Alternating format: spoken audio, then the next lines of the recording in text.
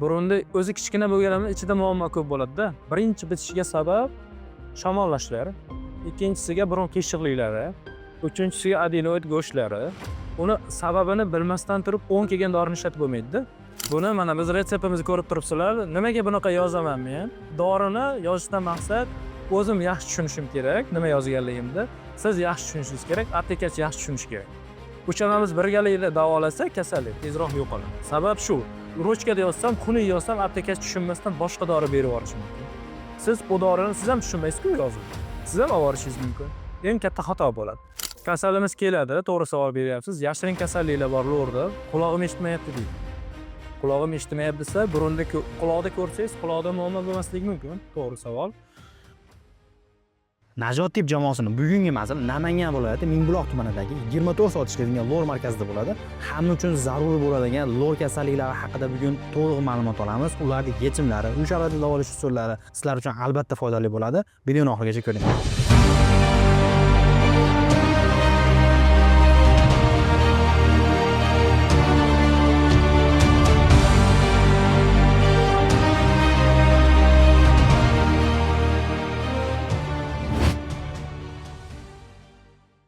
Xo'p, Najot tip kuzatuvchilari bugungi mehmonimiz Namangan shahar Mingbuloq tumanidagi lor markazini lor shifokori Akmal aka bo'ladi. O'zingiz haqingizda qisqacha ma'lumot berib o'tsangiz. Men Ergashev Akmal, oliy toifali 10 yillik lor vrachman. Hozirda Mingbuloq med centrida ish faoliyat olib boryapman. Mingbuloq med centrida boshqa klinikalardan farqi 24 soat davomida lordan qanaqa muammosi bo'lsa, quloqdan, burnidan, tomog'idan bo'lsa, qaysi payt bo'lsa ham kelsangiz, klinikamiz ochiq bo'ladi. Siz ish faoliyatingizni ko'rdim. 7 yoshdan 70 yoshgacha qabulingizga kelishyapti odamlar. Ha, kelishadi bizga. Bu mavsumiy nimaga lor kasalliklar hozir ko'payib ketdi? Ha, lor kasalligi ko'payganligi sabab iqlim o'zgarishi bo'ladi. Bir tomondan to'g'ri aytyapsiz. Mavsumiy, ba'zan kasallar shunaqa soni ko'payib ketadi. Havo isib turib sovib ketishi yoki sovib ketib isib ketishi barcha infeksiyalar qo'zg'alib qoladi-da. Gripp, keyin mana isib boryapti, tomoq og'rig'i kuchayadi, borlarda muzqaymog'i, sog'inashingiz, sovuqqa chiqish, issiqqa chiqarish, bu havoni almashish lor kasalligini qo'zg'atib beradi. O'sha hisobiga lor kasallar ko'ryapsiz, ba'zan ko'payib ketib qoladi. O'sha hisobiga ko'p. Eng ko'p uchraydigan hozirgi paytda sizning statistikangiz bo'yicha oxirgi 1 oylikda eng ko'p uchraydigan lor kasalligi qanaqa kasallik? Birinchi o'rinda gaymaritlar, ikkinchi o'rinda tomoq og'rig'i. Gaymaritni davosi haqida gaplashaylik. Xo'p, uy sharoitida davolasa bo'ladi yoki operativ usullari bor. Qaysi holatda uy sharoitida davolanishi kerak? O'zi gaymarit nima degan tushunchani sizga berib ketay. Gaymarit bu grippni asorati ko'proq. Grippdan keyin odam 100% hamma gaymarit bo'lishi mumkin. Gaymarit go'sht bo'lmaydi. Gaymarit degani mana shu gaymar bo'shlig'i. Gaymar bo'shlig'iga yiring to'planishi, shuni gaymarit deyiladi. Mana shu yiring to'plansa, odamda gaymarit paydo bo'ladi. Gaymarit o'tkir gaymarit bor, surunkali gaymaritlar bo'ladi. Keyin uchinchisi yod jism o'tib qoladi. Plombalar ko'payib ko'tarilib ketib qolsa, mayda tish bo'lsa, plomba ko'tarilsa, bu ham gaymarit hosil qiladi. Endi davosiga kelsak, davosi birinchi o'rinda konservativ. Konservativ degani dori-darmon, burunga spreylar, yiring so'rdirilgan tabletka bo'ladi. 5 kun lichini qilinadi. Uy sharoitida nima qilish kerak? Uy sharoitida burunda namakat suvga chayqasa bo'ladi. Keyin plus yiring ko'p bo'lsa, og'riq bo'lsa, ko'kishga apparati bor. Bemorlar yotib, yotkizgan holatda ko'ku so'zini aytib turadi, 5 kun yuviladi. Shu birinchi davosi.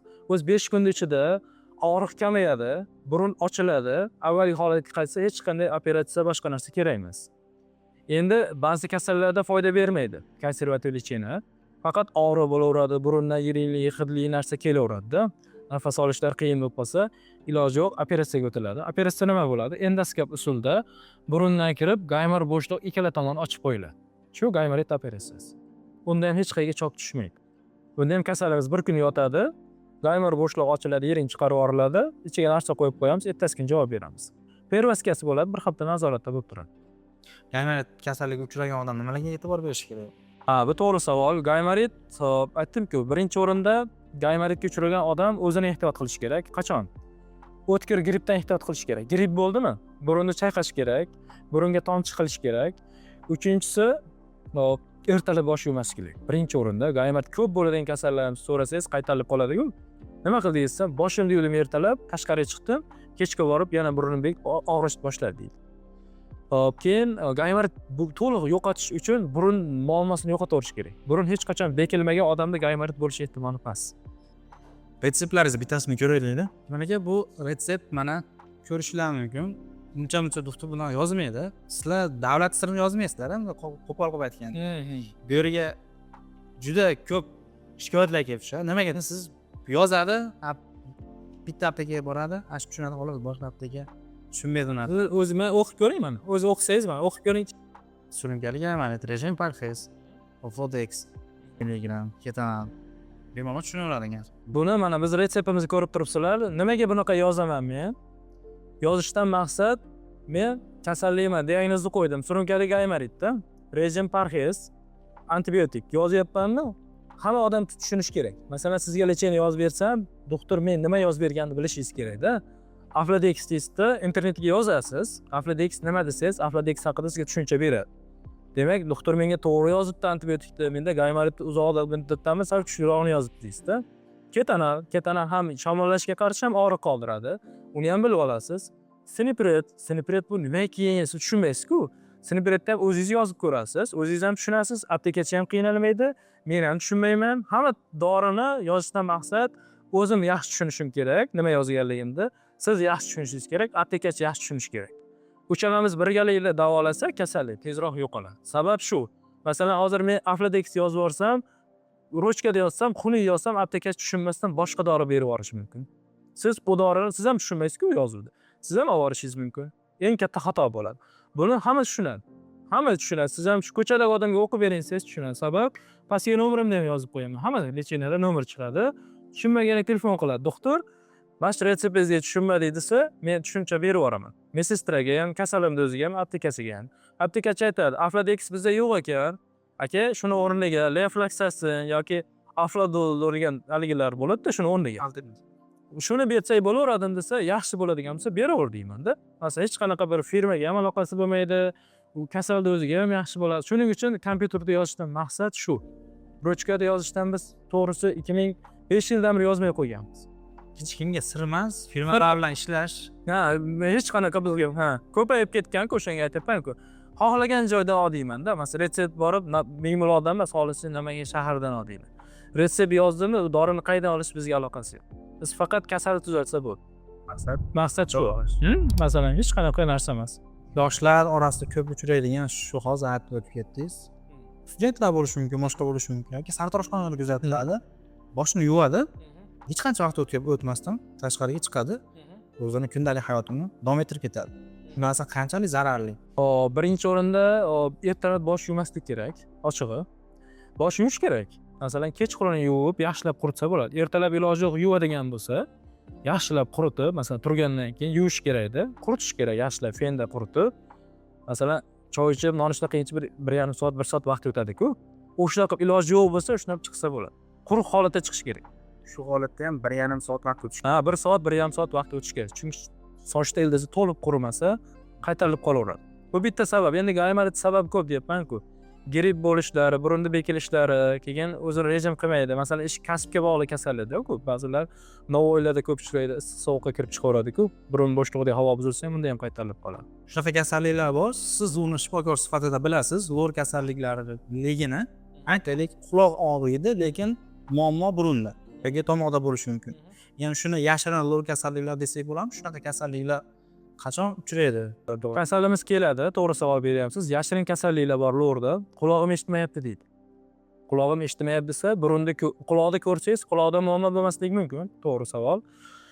Sababi burun o'rtadagi drenaj funksiyasini bajaradi-da. Agar burunda adenoid go'sht bo'lsa, 10 yoshgacha bolalarda adenoid go'sht bo'ladigan bo'lsa, katta bo'lsa quloqda 50% o'sib qo'yadi. Adenoid go'sht nima? Adenoid go'sht mana dimoqda, burunda oxirida adenoid go'shti kattalashsa, mana shu burunda teshigida, quloqda teshigi. Bekitib qo'ysa, 50% eshitish pasayib qoladi. Endi buni nima qilish kerak? Adenoid go'shti 3-bosqich bo'ladigan bo'lsa, uni olib tashladi. Endoskop usulida olinadi. Ertasi kuni bolaning qulog'i ochiladi. Ba'zan quloqda adenoid go'sht kattalashganda yiring to'planib qoladi. Yiring to'planib qolsa, iloji yo'q, mana yiringlab ketadi-da, bolaning eshitishi 50-60% pasayib ketadi. Kecha ko'rsatdik-ku, operatsiyamizda Parasintez usulida yiring pardani teshib, yiring bu yoqqa chiqargandan keyin quloq ochiladi. Bu yashirin kasalliklarga kiradi haqiqatan. Quloqda o'zi aytar muammo yo'q, asosiy muammo burun muammosi hisobiga bo'lgan. Bunaqa bolalarda nima qilish? Burun bityaptimi? Lo'r ko'rish kerak. Rentgen qilish kerak, endoskopda ko'rish kerak. Bolani ota-onasi bee'tibor bo'lmaslik kerak-da. Masalan, televizorda baland eshityapti, telefonda baland eshityaptimi? Lo'rga ko'rsatay, yo pediatriga ko'rsatib, bir ko'rish kerak. Haqiqatan muammo yo'q bo'ladigan bo'lsa, bu bola o'yinqaroq bola bo'ladi. Haqiqatan ham muammo bo'lsa, erta kunda bartaraf etilmasa, keyin kech operatsiya qilsa ham, yiringni olsa ham eshitishlanmaydi. O'shanga bolada eshitish muammo bo'lyaptimi, burun doim bekilyaptimi, bir ko'rsatib qo'ygan yaxshiroq. Burunga sepadigan spreylar bor. Ko'pchilik shunga o'rganib qo'ygan. O'zi gaymarit bo'lganmi, nima bo'lganligini o'zi ham tushunmaydi, lekin burun bekiladi, sepadi, balki burun teshig'idir balki. Shu burun teshigligi o'zi qayerdan kelib chiqib, tug'ma bo'ladimi yoki orttiriladimi bu? To'g'ri savol beryapsiz. Burunni bitishi sababi ko'p. Burunni o'zi kichkina bo'lganida ichida muammo ko'p bo'ladi-da. Birinchi bitishiga sabab shamollashlar, ikkinchisiga burun qiyshiqliklari, uchinchisiga adenoid go'shtlari, keyin burunning yonida chig'anoqlar bo'ladi, mana ko'rsatgan chig'anoqlarimiz. Chig'anoqlar kattalashib ketishi, poliplar, uni sababini bilmasdan turib 10 kelgan dorini ishlatib bo'lmaydi-da. Buni biz yozamiz dorini, 7 kun yozamiz gaymaritda. Sababi sepganda, tomizganingizda burun yo'li ochilsa, gaymar bo'shlig'idagi yiring chiqib ketadi. O'shaning uchun ishlatamiz xolos. Uni doimiy ishlatib bo'lmaydi. Doimiy ishlatsa burun qonaydi, burun quriydi, davleniya ko'tariladi, yurakda taxikardiya chaqiradi. Shunaqa asoratlari bor. Doimiy ishlatgan kasallarimizni keyinchalik shunaqa kasallar, bosh og'riq kasal paydo bo'lib qoladi. Oldin ko'rish kerak. Burunni ko'rish kerak. Qiyshiqlik. Qiyshiqlikmi? To'g'rilash kerak. Qiyshiqlik tug'ma bo'ladi, orttirilgan bo'ladi. Tug'ma bo'ladigan bo'lsa, nafas olish xalaqit bermayapti, nafas zo'r olib yuribdim, tegilmaydi. Tug'ma bo'lsa ham nafas olish to'siyaptimi? To'g'rilanadi. Udardan keyin bo'ldimi? Xalaqit beryaptimi? To'g'rilanadi. Nafas xalaqit bermasa, eshitish xalaqit bermasa, burun qonamasa, burunning qiyshiqligi tegilmaydi. Shu shikoyatlardan birortasi bo'lsa, keyin qilinadi. Demak, operatsiya amaliyoti doim 100% qilinmaydi qiyshiqlik. Faqat organizmga nojo'ya ta'siri bo'lsa keyin qilinadi. Nafas olishda muammo bo'lsa, bosh og'riq bo'lsa, quloq bekilsa, burun qonasa, sababi bor-da buni. Oldin lo'r ko'radi, shikoyat bilan kelgandan keyin xalaqit bersa qilamiz. Xalaqit bermasa hech qanaqa to'g'rilash operatsiyasi o'tkazilmaydi. tug'ma lo'r kasalliklarini aytib o'tdingiz. Tug'ma lo'r kasalliklarining eng ko'p uchraydiganlari qaysilar? Va ularga qanday operativ davo qilinyaptimi yoki? Endi tug'ma lo'r kasalliklar eng asosiy bizni qiynaydigan kasalimiz eshituvchi nevritlari bo'ladi. Bola tug'ilganda cochlear apparat deydi. Quloqda 3-qismidagi apparat bor-da. Shu apparat tug'ma yetishmovchilik bo'ladigan bo'lsa, bola gung tug'iladi. Gapirmaydi ham, eshitmaydi ham. Hozir tibbiyot rivojlangan, shuni ertaroq aniqlasak, bolaga implant qo'yiladi. Implant degani quloqdan bosh miyani chakka qismiga implant o'rnatib qo'yiladi. Bu eshitishni ma'lum foizga tiklaydi. Bola masalan 100 ta, 300 ta so'z yodlab olsa, keyinchalik muloqotga, sal nisbatan eshitishga, nutqlar rivojlanishi mumkin. Bola garangligidan saqlab qolishimiz mumkin. Hech qachon eshitmagan bola gapirmaydi. Qachonki bola eshitsa, ong rivojlanadi, keyin gapiradi. Buning uchun bola masalan yotibdimi, narsa tushib ketdimi, shovqinga ahamiyat bermayapti, qo'qish kerak. Eshik ochilgan bola uyg'onyapti, bu normal. Sal shovqinga gapirsangiz bola qaramayaptimi, buni tekshirish kerak. Faqat 2 yosh, 3 yoshgacha bolani uxlatib tekshiramiz. Uxlab turib, haqiqatan shu apparat ishlayaptimi, ishlamayaptimi. Ishlamay turgan bo'lsa, O'zbekistonda hozir shunaqa narsa qilinganki, 5 yoshgacha naliga uchotga olinadi. 5 yoshgacha navbat kelsa, bepul ravishda implant qo'yib beriladi. Implant o'ta qimmat operatsiyada u. Qo'ydirish masalan, siz birorta jiyanga, tanishingizga qo'ydiraman desangiz, bir 100 milliondan tepa turadi. 200 million atrofiga borib qoladi-da. Agar 5 yoshgacha uchotda navbat kelib qoladigan bo'lsa, davlat tomonidan 100% ga bolaga implant qo'yib beriladi. Bu degani bolani gunglik, garanglikdan saqlab qolamiz. Hech bo'lmasa bola 300 ta so'zni yodlab olsin. Oma, turma, nom ber, u katta narsa-da bu bola uchun. Masalan, umuman manamlab gapirgandan ko'ra nutq orqali gaplashadi. Shu eng katta muammoz lo'rdan shu. Tug'ma nuqsonlar. Qolgan nuqsonli operatsiyalarda qilsa bo'ladi. lekin mana men aytgan operatsiya eng og'ir bizni qiynaydigan, kasallikni ham, ota-onani ham, butun xalqni qiynaydigan kasallik. Shuning uchun erta aniqlasak, 5 yoshgacha nima deyapman, nuqta rivojlanib olish kerak. Undan keyin qo'ysa foyda bermasligi mumkin. Yosh bolalar mavzusiga keldik. Mana yosh bolalarni juda ham ko'p ko'ryapmiz sizni. Ya'ni qabringizga kelgan yosh bolalar ko'ryapsiz. Nima xatolar qilyaptiki, ota-ona u yosh bolalar yoshlikdan bir shifokorga murojaat qilishga majbur bo'lyapti. Ko'payib ketishini sababi ko'p. Faqat endi masalan ota-onani ayblasak ham noto'g'ri bo'ladi. Birinchidan atrof muhit. Atrof muhit o'zgargan ancha. Ikkinchidan yeydigan narsalar. Uchinchidan dorilarga ruju qo'yish. Ko'p kasallarimiz dorilarga ruju qo'ygan ota-onalarimiz. Bola burni og'ridimi, burni shamolladimi, tomoq og'ridimi, aptekaga boradi, 10 kelgan dorini ishlatib ko'radi-da. Mana kelib turgan kasallarning 50%, 60% o'zi uyda davolanib keladi. Men keyin davolayman, uni. Men keyin davolayman. Nima ichyapti deb so'rasangiz, mana deysiz. Men o'zim nima yozishgan o'ylanib qolaman ba'zi kasallarga. Iloji yo'q, keyin bo'lmaydiganini to'xtatamiz. Keyin narsa qilamiz. Bola shamolladimi, birdaniga antibiotiklar berib yubormaslik kerak-da. Oldin bolani ko'rish kerak. Men kelgan ko'p kasallarga antibiotik yozaman. Chunki uyda bir hafta davolanadi-da. Quloq yiringlagan bo'ladi, burni yiringlasa antibiotik yoziladi. Gripp odamga antibiotik kerak emas. Boshida kuzatiladi, suyuqlik beriladi, isitma tushiruvchi dorilar qilib turib. Ota-onalarga birinchi maslahatimiz o'z voshinchalik dori bermasin. Ikkinchi maslahat, bolani qo'shimcha ovqatga erta o'tkazib yuborishadi. Shirinliklar, suyuqliklar, tomoq. Keyin burun kasalliklari bor. Burunda zo'r bo'lish uchun havo muhiti bir xil bo'lishi kerak. Uy isib ham ketmaslik kerak, sovuq ham ketmaslik. Ko'p ota-onalar masalan 5 qavat kiyim kiydirib oladi. Bola terlayveradi-ku. Terlagan bola tez shamollaydi. Bola terlamaslik kerak. Terlamagan bola zo'r bo'ladi. Masalan, ko'p terlayapti, buni tekshirish kerak. Nimaga terlayapti? Masalan, 5 yil yotibdim, bola terladimi, 3 kundan keyin u aniq kasal bo'ladi. Chunki terlagandagi odam sovqotadi-da, shamollaydi. O'shanga ota-onalarga maslahat, uy temperaturasi bir xil qiling. Bolangiz kamroq terlasin, shirinlik, sovuqni cheklash kerak. Hop, uchinchisi o'z voshinchalik bilan dori bermas. Oldin maslahat qilsin. Bizga kelishdan oldin QVPlar bor, birlamchi tibbiyot bor-da. Borsa ko'radi, ko'rib turib aytadi. Seni bolangga mash mumkin deydi. Mumkin emas narsani bermas. Aptekaga borsa, iloji yo'q aptekachi dori beradi. U bu turib aytadi, aptekachi iloji yo'q dori berib yuboradi, keyin ko'payib ketadi. Retsept o'shanga hozir aytayapti-ku, demid degani retsept bilan o'tsin. Hamma retseptsiz aptekalar endi bundan buyoq dori bermasa kerak bir yildan keyin xolos. Operatsiyadan ko'pchilik qo'rqadi.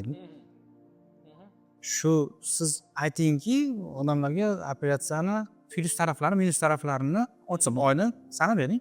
Aytaylik, gaymer bo'shlig'ini ochib qo'yish. Xo'p, ochildi deylik. Bu yerdan yiringlar chiqib ketadi, sizlarning chiqib ketadi. Uni o'ziga yarasha baribir minuslari yoki qaytaranib qolish holatlari bo'lishi mumkindir. Shu holatlar haqida to'liq ochiq oyni gapirib bersa. Operatsiya nima degani? Kasallik operatsiyasi qo'rquv paydo bo'ladi-da. Qo'rquv bo'lishi mumkin. Masalan, siz ham bugun operatsiya qilamasangiz qo'rqasiz. Hozir uxlatadi, narkoz beradi, kesadi, narsa qiladi deysiz. Kasal keladi bizga, operatsiya qiladigan kasalmi? Kasalga to'g'risini aytish kerak-da. Operatsiya qiladigan kasalni operatsiya qiladigan deyish kerak, davolaydigan deyish kerak. Operatsiya dediğini uni tekshiruv qilish kerak birinchi o'rinda. Qonni hamma analizi ko'riladi, yurak ko'riladi, o'pka ko'riladi. Kardiolog ko'radi, reanimatolog ko'radi. Kasal haqiqatan reanimatsiyaga tayyor, uxlashga tayyor desa, reanimatolog uxlatib beradi, keyin biz operatsiya qilamiz. Tekshiruvlarda chala qilgan kasallarda muammo chiqaveradi. Agar kasalda hech qayerda muammo bo'lmasa, Xudoga shukr shu paytgacha muammo chiqmagan. Masalan, narsa bo'lib qoldi deydi-ku. Birinchi o'rin tekshiruvlar yaxshi o'tadigan bo'lsa, hozir zamonaviy narkoz apparatlari chiqqan, zamonaviy endoskoplar chiqqan, og'riqsiz o'tadi hamma narsa. Keyin operatsiya qilingandan keyin qaytarilishi ko'p ehtimol bilan kasallik o'ziga bog'liq bo'ladi. Rejim qilmagan kasallik qaytarilishi mumkin. Hech kim masalan kelsa, aka, menga 100% garantiya berasizmi desangiz, men hech qachon 100% garantiya bermayman. Biz insonmiz, siz insonsiz. Xudo xolasa deb qilinadi, ilmga asoslanib, o'rgangan narsa asoslanib qilinadi. Operatsiyadan keyin sizga ko'rsatiladi, mashtaqa qilindi deyiladi. Undan keyingi qaytarilishi, narsa bo'lishi ko'proq kasalning o'ziga bog'liq bo'ladi. Qaytalanib qolish holatlari nima sababdan kuzatiladi masalan? Umumiy lor operatsiya bo'ldi. Operatsiya bo'ldi, 3 kundan keyin yuvinadi borib. Birinchi kasallarimiz qiladigan ishi 3 kundan yuvinmayapti, yuvinadi birinchi kasalimiz. Ikkinchi kasal masalan, quloq operatsiyasi bo'ldi, quloq operatsiya bo'lgandan keyin 5 oygacha, 3 oygacha suv kirmaslik kerak. Suv kirgizib yuboradi. Tahorat qilganda, boshini yuvganda suv kirgizib yuboradi. tomoqda anginasi operatsiya bo'ldimi, qattiq narsa yemay turgin, kuchanmay turgin desangiz, qattiq narsa yeydi, ozgina qonashi mumkin. Burunda operatsiyasi ham burningizni qattiq qoqmagin desak, qoqib qo'yadi, qonab ketishi mumkin. O'sha vrachda aytganini qilinglar, tamom. Bu xudo xolasa asorat bermagan shu paytgacha, bundan keyin ham bermaydi. Turli xil mutaxassislar bor log'da. Mutaxassis bilan mutaxassis orasida endi guruch kirmoqchisi bo'lmaydi. Ajratib olish kerak odam. Oddiy odam qanday qilib ajratib olsin? Misol bir mutaxassisga ko'rinyapti. Noto'g'ri narsani tavsiya qilayotgandir. To'g'ridan to'g'ri operatsiyaga buyurayotgandir, balkim. Unga operatsiya qilish kerak emasdir, balkim. Shularni qanday minimal talablar bilan qanday ajratib olsa bo'ladi? Siz keldingiz kasal bo'lib, o'tirdingiz. Men ko'rdim. Ko'rganimdan keyin nima qilaman? Siz aytasiz shikoyatingizni, men ko'rsataman sizga birinchi o'rinda. Burningiz qiyshiqmi? Qiyshiqlikni ko'rsatib beraman. Gaymarit bormi? Rentgen tushirib beraman. Shu vrach shundan talab qilish kerak. Masalan, sizda go'sht bor ekan desa, aka menga ko'rsating deyishingiz kerak. Birinchi o'rinda savol. Ikkinchisi, gaymaritni rentgen qilish kerak. Rentgen qilish kerak. Endoskopda hamma go'sht ko'rsa bo'ladi burun ichidagi. Masalan, sizga ko'rsatsa, mana shu tushuntirib bersa tushunasiz. Rosa ikkilanib qoldingiz. Bu men haqiqatan sizga operatsiya aytdim, ikkilanyapsiz-da. Yana bitta lor, 3 ta lor vrachda oldiga borish kerak. Sizga maslahatda mana. 3 ta lor vrachda oldiga bordingiz. Uchalasining gapi yo bir xil chiqadi, yo ikkitasiniki bir xil chiqdi, bu to'g'ri degan. Shularni hozir masalan, men operatsiya dedim. Mana ikkala vrach yo'q, operatsiya shart emas, buni davolab ko'rish kerak dedimi? Demak, men ozgina adashgan yo yolg'on gapirgan bo'laman. To'g'risi-da, men siz so'radingiz, men sizga javob aytyapman. Rosa ikkilangan kasallaringizga tavsiya faqat lor vrachga borsin. Masalan, lor operatsiya dedimi? Masalan, ko'chadagi odamdan so'ramasin. Men ko'ray. Shaharda birorta doktorga ko'rinsin, yo bitta doktorga ko'rinsin. Uchala vrachning gapi 90% o'xshash bo'lyaptimi? Bu vrachlar bir-biriga aloqasi yo'q, sizni tanimaydi. Demak, ular to'g'ri gapiryapti. Men gapirdim, ikkala vrach boshqacha gap gapiryaptimi? Demak, mana ikkala vrachnikini bir olib ko'rish kerak so'zini. Men adashgan bo'lishim mumkin. Kelib aytish kerak mabodo. Siz operatsiya dedingiz, ikkala vrach mana shunaqa desa, повтор ko'riladi. Xullas 3 ta odamdan ikkitasi aytdimi operatsiya? Bu to'g'ri aytgan. 3-odamniki masalan 30% kam bo'ladi. Shunday ikkilangan kasallarimiz ko'p siz aytganda to'g'ri. Go'sht bor desangiz tushunmaydi. Tekshirish kerak. Birinchi endoskopda, rentgenda. Bormi ko'rsat. O'shanda ham ikkilandim, rosa ikkilansangiz 3 ta odamga boring. Uchalasi bir xil gap aytdim, bu sizga to'g'ri narsa bo'ladi. Uchalasining 3 xil chiqyaptimi? Unda o'ylab ko'rish kerak. O'shanga tavsiya tekshiruvlardan to'liq o'tinglar. Hozir hamma go'sht ko'rsatib berishga apparaturlarimiz bor, rentgenlarimiz bor. Keyin hozirda zamonaviy usulda operatsiyalar, unaqa qiynaydigan operatsiyalar emas. Tez va sifatli bo'ladigan narsalar. Kuzatuvchilarga maslahat bering. Lor kasalliklariga chalinmaslik uchun aytaylik bir 5 ta maslahat bering. Lor kasalligiga chalinmaslik uchun lor kasali o'zi eng ko'p haqiqatan bizni qiynaydigan kasalliklar tomoq, burun, quloq. Hammasi tashqi muhitga bog'langanda, birinchi o'rinda o'zingiz ehtiyot qiling. Odam o'zini ehtiyot qilmasa, sovuqdan saqlaning. Qishmi, yozmi, bahormi, kuzmi. Ikkinchi o'rinda sizda bitta kasallik boshlandi. Burningiz bityaptimi? Burunni davolating, quloqqa o'tib ketmasdan oldin. Burunni yo'qotish kerak kasal. Uchinchi o'rinda hozirgi kunda shirinliklar, fast foodlar ko'paygan. Bulardan nisbatan cheklaning. Yemay demayapman 100%. Nisbatan cheklaning. Yeng. Bir kunda masalan 3 kunda bir yeng. Har kuni ertalab, obedga, kechqurun yemang. Xo'p, 4-o'rinda nima qilish kerak? 4-o'rinda 6 oyda, 5 oyda o'zingizni bir tekshiruvdan o'tkazib turing. Masalan, surunkali bo'lib ketmasin kasalliklaringiz. Xo'p, 5-inchisi doimo bolalaringizga, o'zingizga doimo o'zingizni yaxshi ko'ring. Faqat yaxshi ko'ring. Odam o'zini yaxshi ko'rsa kasal bo'lmaydi. Yaxshi ko'rmayapti, ishini yaxshi ko'ryapti, bu kasal bo'ladi. Odam o'zini yaxshi ko'rish kerak-da. Yaxshi ko'rgan odam o'zini nazorat qiladi. Masalan, davleniyasi 200 ga chiqib ketgan odam o'zini yaxshi ko'rmaydigan odamda u. O'shanga sizlarga tavsiya, hamma o'zini yaxshi ko'rsin, bo'ldi. O'zi bilan doktorni topib oladi. Quloq og'riyaptimi, tish og'riyaptimi, sizlarga tavsiya shu. Siz nima savollarni kutganingizni biz bermadik shulardan. Meni savollarim ko'proq endi biz 2024 yil faoliyat olib borayotirdik. Bizda ko'proq yangilik operatsiyalarimiz bor edi. Masalan, quloq nog'ora pardasini yamash operatsiyasi Mingbuloqda ilk bor o'tkazdik. Hali ham aytdik, yana takror kelyapmiz. Har oyda bir kun Shavkat Rifkatovich degan ustozimiz bor, Toshkentdan keladilar. Birgalikda quloqni barcha operatsiyalari, quloq yamash operatsiyasi, quloqqa protez qo'yish, yiringli kasalliklarni davolashni shu tashlarda o'tkazamiz. Bu Mingbuloq ahliga nima? Butun Namangaga nima yangilik beradi? Moddiy tomondan Toshkentda 20 millionlik o'tkazgan operatsiya bizda 10 millionga bo'lishi mumkin. ikkinchi tomonlar mana shu yerda doim kuzatuvda bo'ladi. Perevaldan o'tmaydi, samolyotga chiqmaydi. Shu yerda bo'ladi. Hamma sharoit shu yerda bor. Masalan, Toshkentda qanaqa operatsiya qilinsa, bu yerda ham shu qilinadi. Maqsad hammaga qulaylik yaratish. O'zimizga ham, bemorlarga ham, yaqindagi hammaga qulaylik yaratish xolos. Masalan, moddiy manfaat yotadi deydi ko'pchilik. Moddiy manfaat yotsa, boshqa ish qilsa ham bo'ladi-da. Masalan, Mingbuloq hech qachon lor operatsiyalari o'tkazilmagan. Mana bu yil 2026-yilda biz boshladik. Masalan, Toshkentda qanaqa usulda qilinsa, Mingbuloqda o'sha usulda qiladi. Rossiyada qanaqa usulda qilinsa, o'sha operatsiya shu usulda shu yerda qilinadi. Faqat operatsiyani hammasini biz o'zimiz qilmaymiz, aytibman-ku. Ahlimiz yetmagan operatsiyani ustozlar chaqiriladi, birgalikda qilinadi. Operatsiya shunaqa narsa. Bitta odam hamma operatsiyani qilmaydi. Ochig'i, lor sohasi ham bo'linib ketadi-da. Burundiki, quloqdiki, tomoqdiki bo'linib ketadi. Mutaxassisni yaxshi sifat bilan chaqiramiz, birgalikda o'tkazamiz. Demak, poytaxtdagi sifatni shu yerda ham olish Shu yerda olish mumkin, 100% olish mumkin. Xudo xolasa, avvalo Xudo. Birgalikda qilib beramiz. o'tkazgan vaqtingiz uchun, suhbat uchun rahmat. Siz bu yerda yarim soat aytaylik vaqt ajratgan bo'lishingiz mumkin. Bu narsa minglab, millionlab odamlarga yetib boradi. Ha, foydali bo'lsa, biz shundan xursandmiz. Ha, foydali bo'lsa edi. deb hisoblaymiz. Xohlasa kommentariyga agar lor kasalliklari bo'lsa, savollar bo'lsa yozadi odamlar. Vaqtingiz bo'lganda bularga javob berib o'tasiz degan umiddaman. Rahmat sizlarga. Sog' bo'ling. Xo'p.